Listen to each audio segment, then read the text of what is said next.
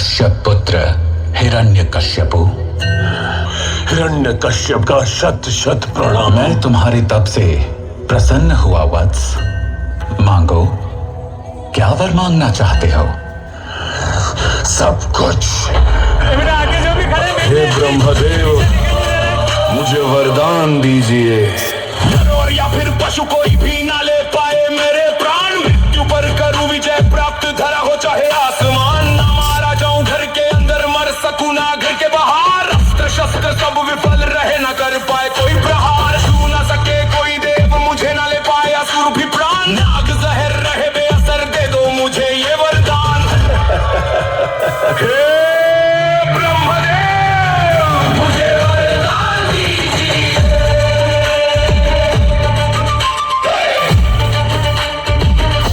ऐसा वरदान आज से पहले कभी किसी को नहीं दिया गया है, परंतु ये भी तो सत्य है कि तुम्हारे जैसी भीषण तपस्या आज से पहले ना तो कभी किसी ने की है और ना ही भविष्य में कोई कर पाएगा। तथास्तु। पीछे हो जाओ प्लीज, पीछे हो जाओ, थोड़ी व्यवस्था में सहयोग प्रदान करें। मैं चिरंजीवी हो गया, अमर हो गया, मैं भगवान बन ही गया। उसने देवताओं पर आक्रमण किए और स्वयं को भगवान घोषित कर दिया। जो कोई भी उसे भगवान मानने से इनकार करता, हिरण्यकश्यप उसे मृत्यु दंड दे देता। लोग यज्ञ और अनुष्ठान करने से भी डरने लगे थे।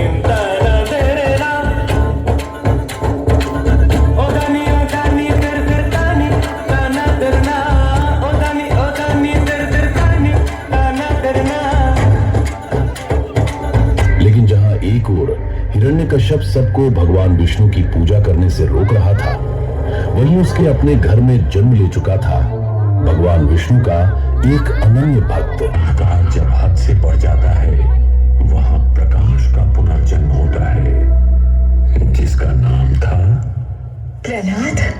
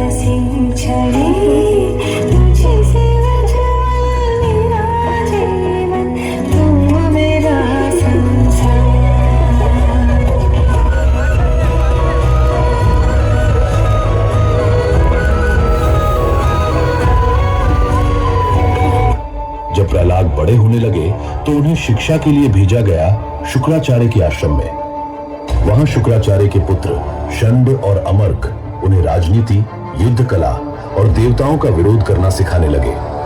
लेकिन प्रहलाद निडर होकर हर समय भगवान विष्णु की भक्ति की बात करते रहे।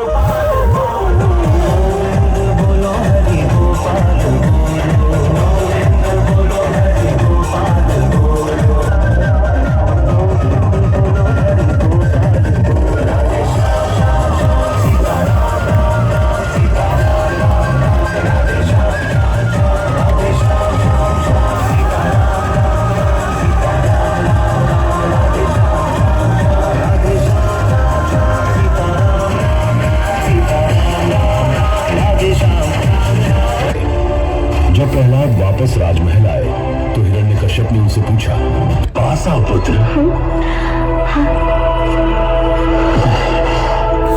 प्रणाम पिताश्री। तो क्यों ना भविष्य के इस नन्हे राजकुमार के विवेक और सामर्थ्य की एक छोटी सी परीक्षा ली जाए। अवश्य पिताश्री। तो प्रहलाद, तुमने गुरुकुल में जो कुछ सीखा है उसके आधार पे बताओ कि एक राजा कौन है? पिताश्री, एक राजा का प्रथम कर्तव्य ये है कि वो अपनी प्रजा को उस महापुरुष की शरण लेने को प्रेरित करे, उस सर्वशक्तिमान सृष्टि के पालनहार की भक्ति करने को प्रोत्साहित करे, जो कि भगवान विष्णु है। अज्ञान, अहंकार और मोह माया से त्रस्त प्रत्येक जीव इस संसार के विशाल भवसागर में डूब रहा है। ऐसे में भगवान विष्णु नामक नाव का यदि आश्रय मिल जाए तो बड़ी सरलता से हमारी बहुत हो चुका उस विष्णु का गुणगान। इससे पहले कि विष्णु अपने षड्यंत्र में सफल हो पाए, मैं प्रहलाद को मृत्यु दंड देता हूं। क्रोध से भरे हिरण्यकश्यप ने प्रहलाद को नष्ट करने के लिए निरंतर कोशिश की और भगवान विष्णु हर आक्रमण से प्रहलाद को बचाते रहे।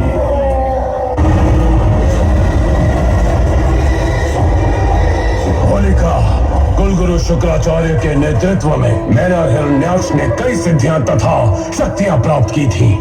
उसी समय एक सिद्धि तुमने भी अर्जित की थी कि तुम जिसे चाहो उसे अग्नि से भस्म कर सकोगी, परंतु स्वयं तुम्हारा अग्नि कुछ नहीं बिगाड़ सकेगी। मैं चाहता हूं कि तुम अपने इस वरदान का उपयोग प्रहलाद पर करो। मैं चाहता हूं कि अग्नि की चिता में तुम प्रहलाद को कस कर पकड़ के बैठी रहो, ताकि किसी भी अवस्था में प्रहलाद बच के निकल न पाए। प्रहलाद मेरे लाल, अब तुम चिंता ना करो।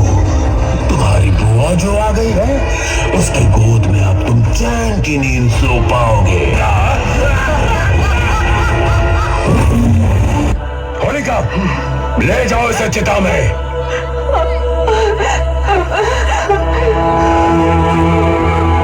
चलो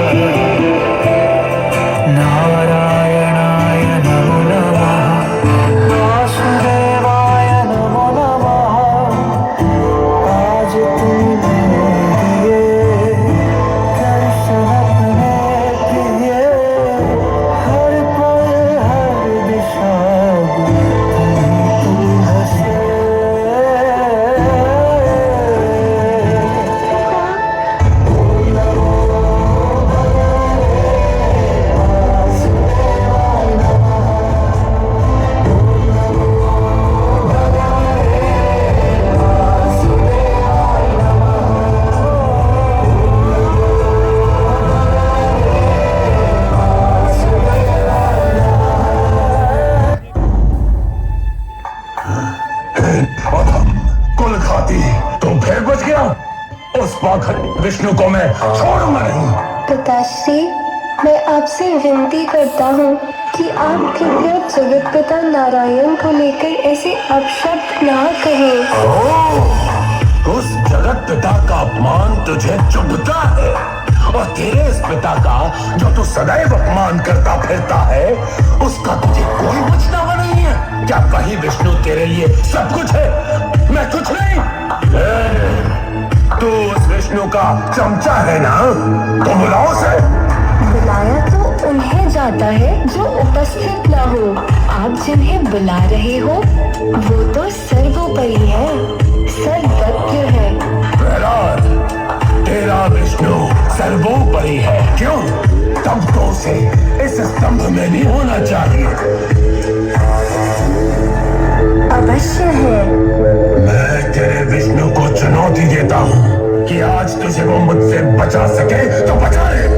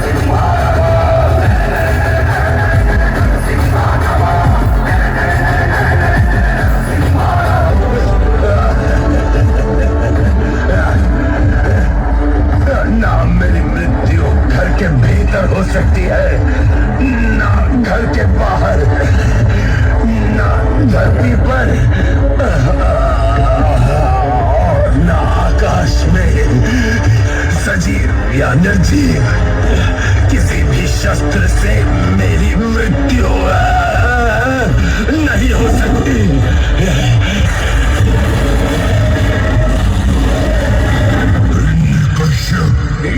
अब ये समझेगा कि मैं ही सबका पिता हूँ।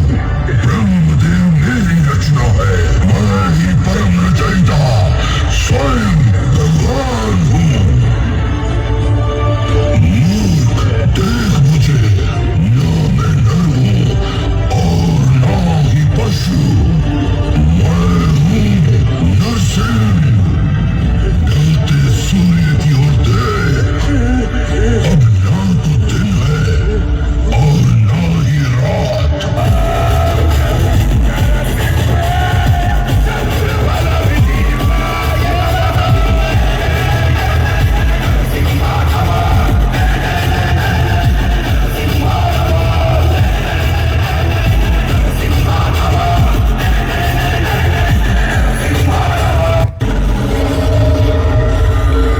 हे पितामह, अब इस प्रलय को रोकने के लिए आप ही कोई समाधान दें।